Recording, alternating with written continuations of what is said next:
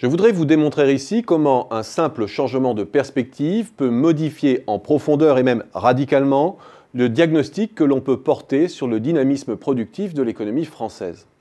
Je ne m'appuie ici que sur les données de l'INSEE en essayant de prendre en compte plusieurs phénomènes importants.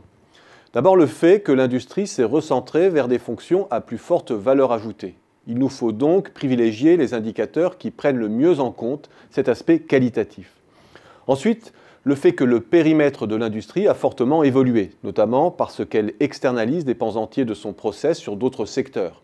Il est donc pertinent de prendre en compte toute une série d'activités B2B qui s'insèrent dans la chaîne de valeur industrielle, mais aussi parce que des pans entiers de l'économie de services élaborent des produits complexes, échangeables à l'international et selon un process proche de l'industrie classique. Partons maintenant de l'indice phare de suivi de l'activité industrielle à court terme, l'indice de production industrielle, l'IPI. Cet indicateur tente de cerner au plus près les quantités produites par l'industrie en pondérant les différents biens en fonction de leur poids dans la valeur ajoutée pour une année donnée, en l'occurrence 2010. Certes, l'industrie représente une faible part du PIB aujourd'hui. Mais si les conjoncturistes lui portent autant d'attention, c'est d'une part parce qu'elle est au diapason des composantes les plus cycliques de l'activité, les biens durables, les biens d'équipement et les exportations notamment. C'est d'autre part parce qu'on lui prête un pouvoir d'entraînement sur toute une série d'activités de services en aval et en amont. Que nous dit l'IPI ? Que sur 25 ans, la production a régressé en niveau absolu et qu'elle demeure aujourd'hui 17% en dessous de ses pics de 2008. Regardons maintenant la production industrielle en volume selon les comptes de branche de l'INSEE. Son élaboration est sensiblement différente de celle de l'IPI.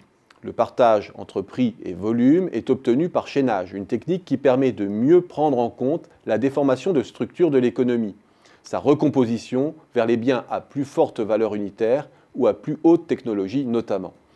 Disons, pour faire court, que l'indicateur restitue beaucoup mieux que l'IPI la montée en gamme de la production. Que voit-on alors ? Que contrairement à l'IPI, la production a progressé de 25% depuis 1990. Elle n'a pas en revanche restauré ses niveaux d'avant-crise et stagne depuis 2010.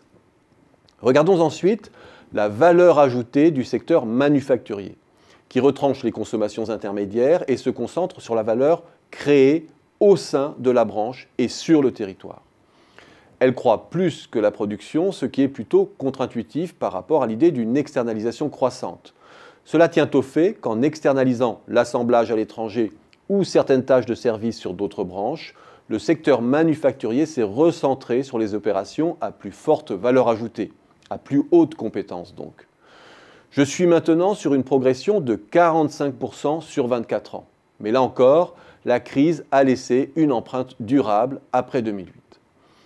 Élargissons maintenant le champ de l'analyse et réintégrons dans notre observation toute une série de services à dominante B2B, incorporés à l'industrie ou directement échangeables à l'international. Les services aux entreprises, le transport, les secteurs de l'information et de la communication, les grandes entreprises de réseau dans l'énergie, le retraitement et enfin la finance. Que voit-on maintenant ? Que la progression de la production est de 65% sur 25 ans.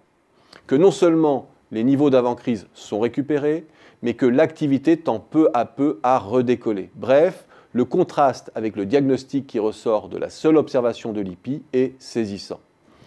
Je terminerai sur un dernier point, la comparaison France-Allemagne, selon que l'on se réfère à l'indicateur le plus pauvre, c'est-à-dire l'IPI, désastreuse pour la France, ou selon que l'on se réfère à la valeur ajoutée industrielle au sens large.